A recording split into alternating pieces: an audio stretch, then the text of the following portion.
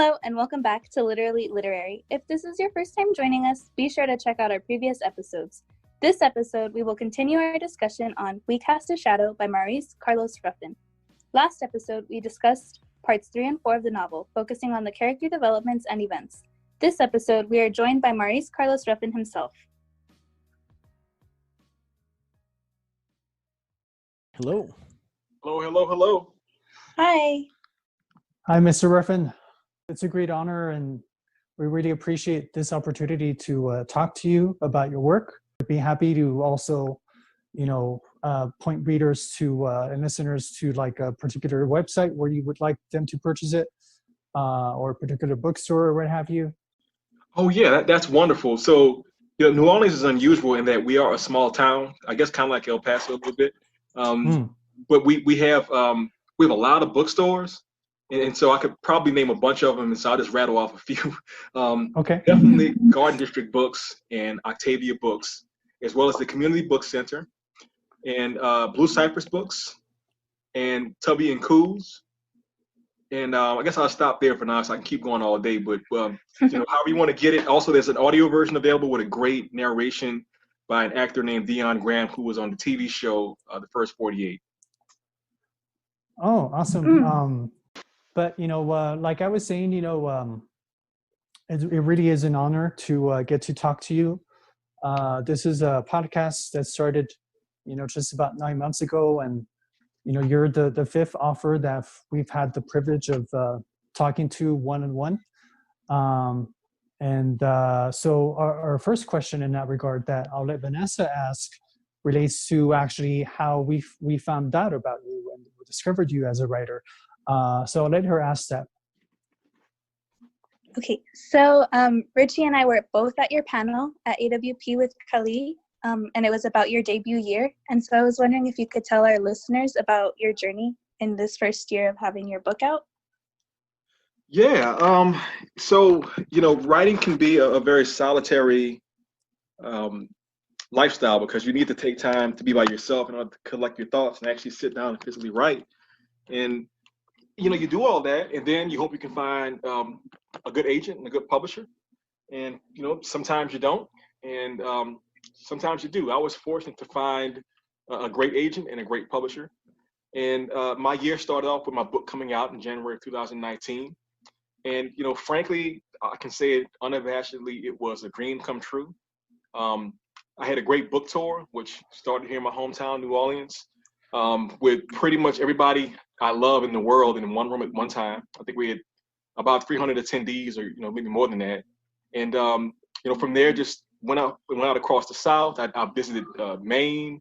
I went to Portland, Oregon, and it was just so nice to have actually finished the book, had to get a good reception, and to meet people who had already even read it, who were buying copies for their friends.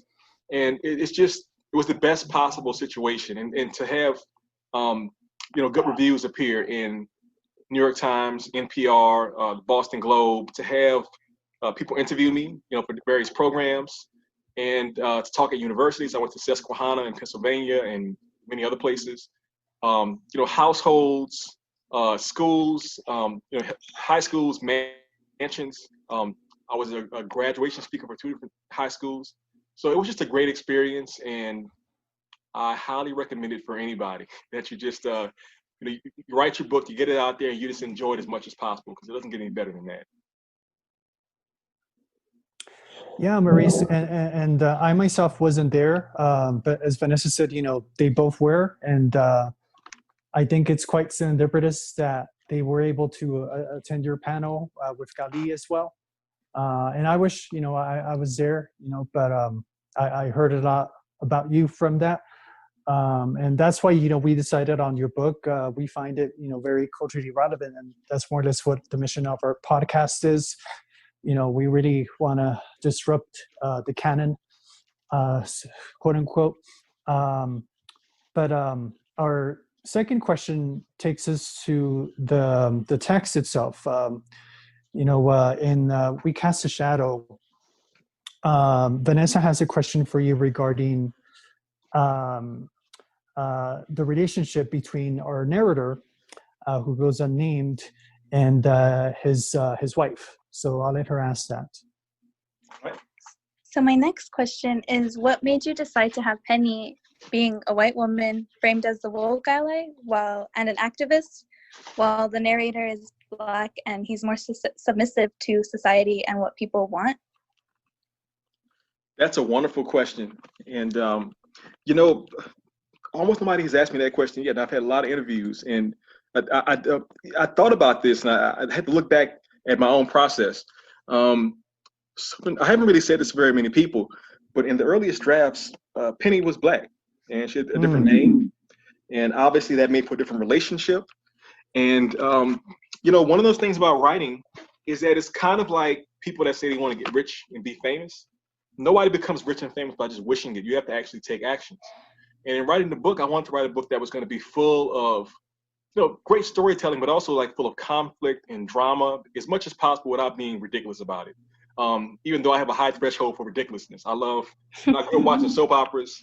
I watched some telenovelas, you know, and so it's kind of like, well, what can you do to make this more energetic? And I recall very clearly sitting, you know, one day and saying, well, you know, what if his wife was white? What would that do to the narrative? Because, you know, I'm married, my wife is Black. I have never been married to a white person, but I just thought about it, and I have many friends who are in interracial relationships. And I just recognized that was a great sort of untapped resource for interesting conflict. And of course, to make her the one who is the activist and make him the one who was, like you said, somewhat docile in comparison, made for a sort of, you know, non-stereotypical couple that was just a lot of fun to write. Yeah, thank you for sharing that. You know, that does make a lot of sense.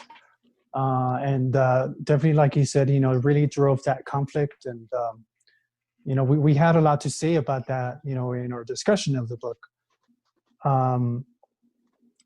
Speaking of kind of like the diametric oppositions in your novel, Vanessa had a question about father, the father, the narrator, and protagonist, and son. So what was that question, Vanessa? So in their character development, they kind of seem to end up being complete opposites. And I was wondering if you felt that the father and Nigel are kind of representative of our society today, possibly? Oh, yeah, I think that's correct. I think that you have to make a choice in life. And I think that one of the things we deal with is how to be courageous, because often if you're courageous, you're going to have to give something up. You know, if society is trying to move you in one direction, if you sort of go with the flow, like the narrator does, you know, maybe you can have a smooth ride. But if you decide to stand up for yourself and to embrace your identity and love yourself as you are, that's going to cause you to have to sort of, you know, leave your hometown and go elsewhere and maybe, you know, start something different in your life. I think that what we see today in America, but really all around the world, I mean, I think I heard somewhere that 2019 was the year where there were the most protests internationally, maybe in history. I mean, it was something like 50 different countries having protests almost simultaneously. And I think that, you know, people who are willing to stand up for what they believe is right, which is, you know, for their human rights, is always a good thing. And I think that Nigel is one of the characters who stands for that. And it's why he's such a exceptional young man who I really enjoyed observing in the book. Yeah, he was definitely one of my favorite characters. Yeah. Yeah. Yeah, and we've talked about other similar characters who are like that. I don't know if you are familiar with Hate You Give, you know, by Angie Thomas by chance, but, you know, Yes, yeah, her character Star, you know, is very reminiscent of Nigel in that regard. But, you know, this kind of leads us to the next question from Vanessa regarding what makes your novel very unique is its setting, right? And it's set in the futuristic dystopian science fiction world. So because of that premise, Vanessa had a question about that. Okay. So given the problematic state of the American race relations, what would you hope readers take with them by reading a story about a character who feels that to protect his son, he must strip him of his Black identity? Yeah. I don't want to beat my narrator up too much because I think I think a part of him is that he thinks he's doing the right thing. He thinks that Right. he's sort of fitting into this American narrative of like it's the idea that we are this melting pot, and America is one of the few countries historically that wasn't about like blood and soil or about being tied to this nation because of some almost genetic thing. America is an idea, and the idea is if you come here, you accept us, you're an American, and that's all there is to it. I think he takes it a bit too far. And in his mind, he's thinking, all right, in the olden days in Hollywood, and even today, people change their names to sound more "quote unquote" American. People change their Right. appearances to seem more American. But I think that I wrote the books that people would question. Why would anybody think this is necessary? Why would you have to give up so much of yourself in order to fit into this place that is supposedly such a dream and such a wonderful place to be? We call ourselves accepting. We say that we are the home of the free, land of the brave. We say that we'll take, your sick and tired huddled masses. Well, if that's all true, then why do we have babies in cages? Why do we have people being killed by not only like police, but like just guys in neighborhoods, in pickup trucks, tracking down people jogging? And why do we have women being abused by, news anchors and other people in power, that kind of thing? So the book is really, I would almost say it's Socratic. It's satirical in that it's sort of putting out some things that almost sound ridiculous. But when you interrogate it, you kind of go, well, that's actually really happening for the most part. And why are we allowing that as a society? So that's my mindset when it comes to that idea. Yeah, that's really interesting, Maurice. What you mentioned also how people, Hollywood, they change their names, or in the music industry to appear more mainstream, right? And I couldn't help but think of, Richard Valenzuela, better known as Richie Valens, who died so tragically in that plane crash, so young, but yeah, it's so true. Vanessa also had a question regarding the frame narrative. And, if we have time, that kind of leads us to another question I was thinking of in terms of the text that you allude to. But it's a question about the ending. So spoiler alert for readers, but, what was the question, Vanessa? So what was your thought process behind ending with the frame narrative of addressing Nigel in hopes of mending the relationship? Yeah, well, I think that is, as an author, one of the things we do is we get to think about form and structure and how to best tell a story. And, this book and its various drafts had different forms and structures. But the way it turned out is that there's a sort of framing narrative. It's somewhat epistolary, like a letter being written towards somebody. And then the idea, well, who do you choose is being written towards? And I'm certain that a big part of that influence comes from Ta-Nehisi Coates with Between the World and Me. I read that book like everybody else did, like most people did back in 2014 or 15. And, the real power in what he does there, it isn't just his interrogation of racism, but it's the fact that he's literally talking to his own son in that book. And, for me, it was unforgettable. And so I think that, my narrator, when I was in grad school, one of my great friends, a writer named Che Yoon, mentioned to me, she said, but I would read her stories and I would go, why is it your stories feel so confessional and so honest and so sort of clear? And she said, well, I treat my narrators as if they are doing a confession or as if they're on trial on the stand and they're sort of explaining themselves to the jury.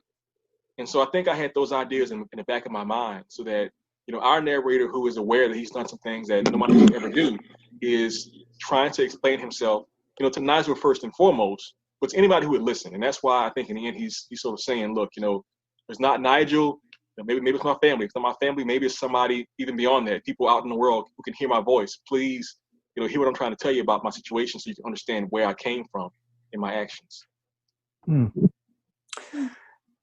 Yeah, and in that closing of the frame narrative, the narrator breaks that fourth wall, and Richie and I discussed extensively because it's one of our favorite novels.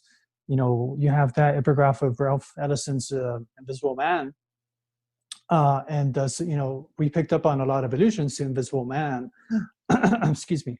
And so we felt that, you were extending that conversation, that Ralph Ellison started in that great novel of what it means to be American, what the American dream is all about in a world that in an America that is clearly still to this day obviously very racist in its institutions and in its practices, etc.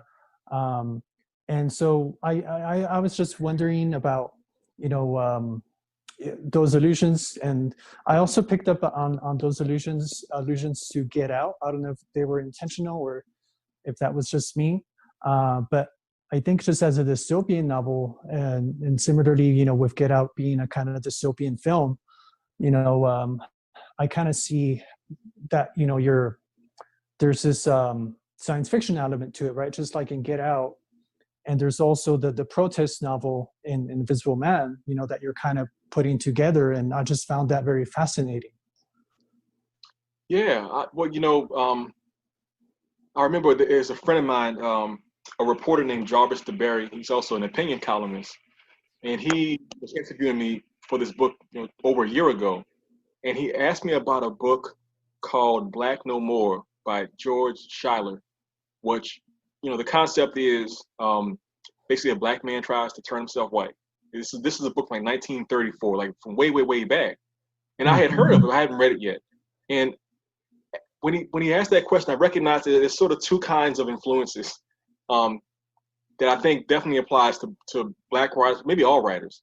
There's the influences that you're aware of, and there's the influences that you're not aware of. So Invisible Man, I'm paying homage to that in this book and several other books. I read them when I was younger. I loved them. They influenced me. They inspired me. And my book stands on the shoulders of those great, colossal earlier books. Then there are things that I didn't read. I didn't see the film. I didn't hear the song. And I don't know how some of these ideas got into my mind. For example, Get Out came out in 2017. My book was written primarily between 2012 2016 with some edits around 2017, but it was almost done by that point. So the way I think of it is that, and maybe this is a little spiritual, but I think it's true that we are sort of joined with our hands to our ancestors. And so there are things that, my great-grandparents understood that somehow I understand, even though I haven't seen with my own eyes.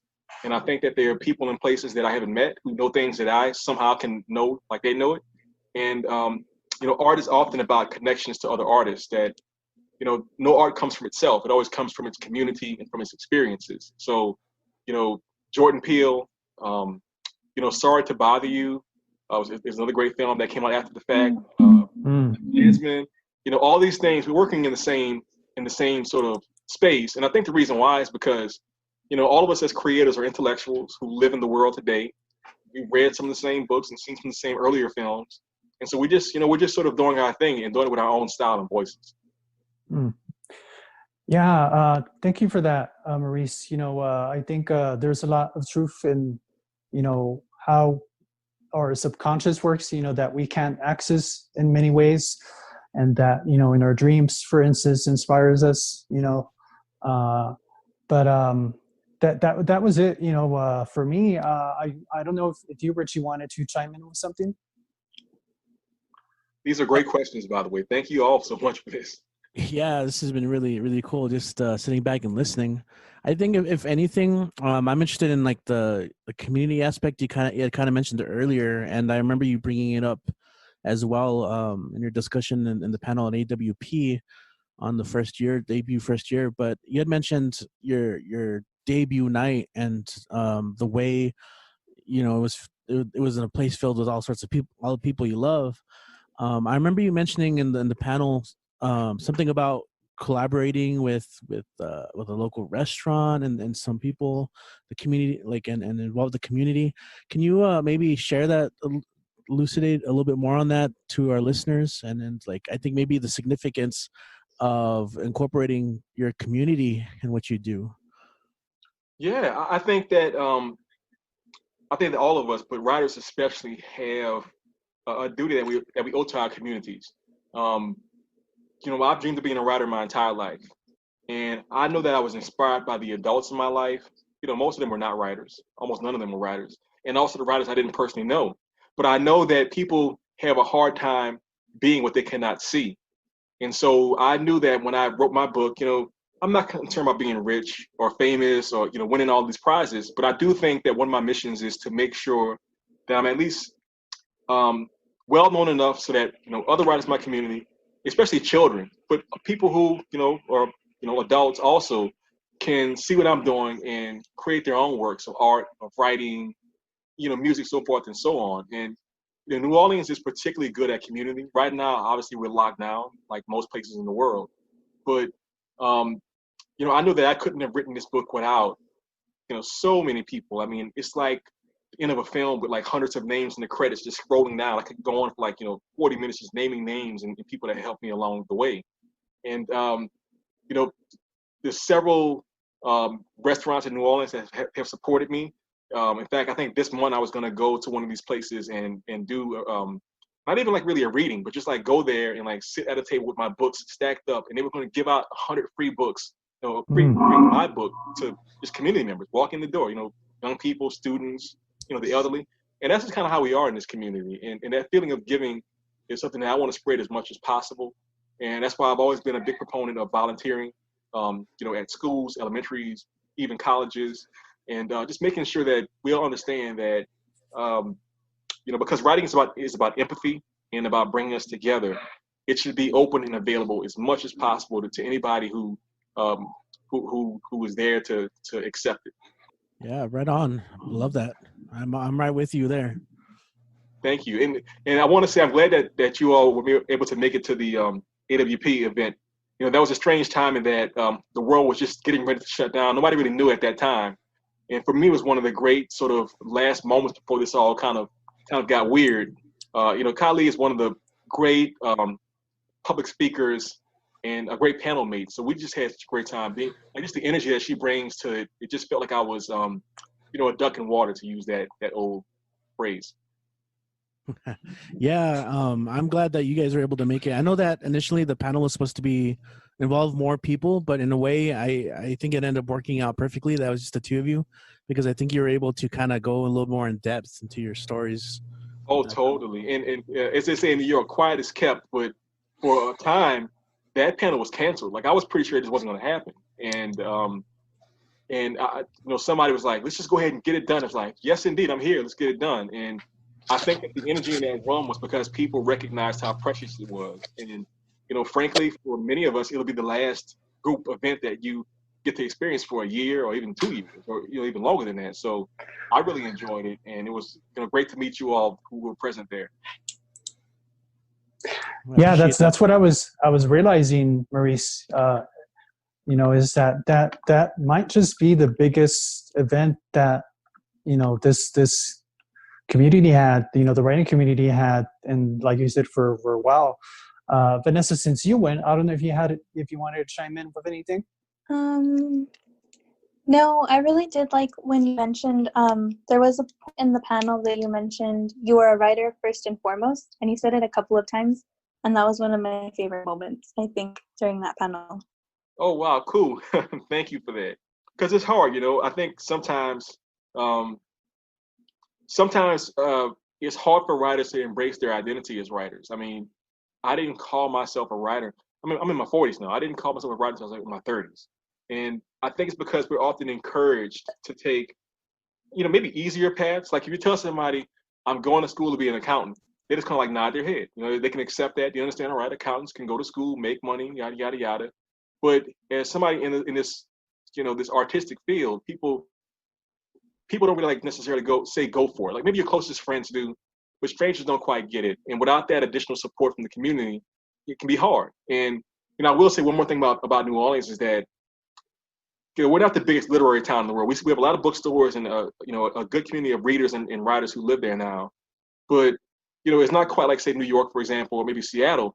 But I will say that once my book was released, I was amazed at the sort of lay people who are not quote unquote book people who work in gas stations, waiters in restaurants, who just like would show up to events that I was doing in town, and they would go, look, I haven't read books since I was in high school, but I want to get this book so I could have it and like give it to my kid. And I think that, as writers, you need that. You need people who look at you and go, you're a part of what makes us who we are. Every community has, teachers and doctors and ministers and nurses. And writers are a part of the community. Writers are people who help us see ourselves. And so I would just say that I think of myself as a writer first and foremost, because I've been a lot of things in my life. I am a lawyer. I have been a restaurant owner. I've been a bag boy. I've been a camp counselor. I can go on and on and on.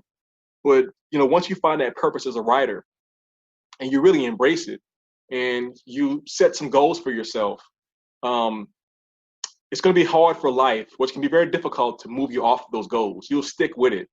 And, the writers who I admire so much, you mentioned, for example, earlier, Angie Thomas. I mean, I read her book and I was blown away at the complexity and the pace at which she tells this story. I'm inspired by that. And so I feel very fortunate to be somebody who's a part of this literary life that so many great people are a part of, including you all. Thank you, Maurice. New Orleans does sound like a lovely community. We want to thank you again for this wonderful opportunity, and we want to wish you and your family health and prosperity during these tough times. We really loved your work. We couldn't really stop talking about it, as you can tell by our extra long podcast episodes. So. I guess if Richie and Melissa, if you had any closing words before we finish. I just want to say thank you once again. I'm looking forward to that next book then. Thank you very much. Yes, thank you so much for joining us today. Well, y'all keep it up. I look forward to more of your episodes. Thank you, Maurice. We really appreciate the support. We're just three people, and we never dreamed it would become this kind of privilege. I feel like we're on the radio right now, so if you all want to use my voice for this, you can do it. I'll just say, literally, literary podcast, the greatest book podcast in the world. Oh, that's awesome! Goodness. Thank you. Yeah. I think it's a fantastic podcast, but like I said, keep it up. And if you need me in the future, you know where to find me, and keep doing great things, folks. Thank you. Thank you, sir. Thanks for joining us on this week's episode discussing We Cast a Shadow with Maurice Carlos Ruffin. And if you haven't read it, we hope we inspire you to pick up a copy. Literally Literary is brought to you by the Mellon Foundation through the Humanities Collaborative at EPCC and UTEP. Follow us on Instagram at literallyliterary.ep and on Twitter at literallylitep.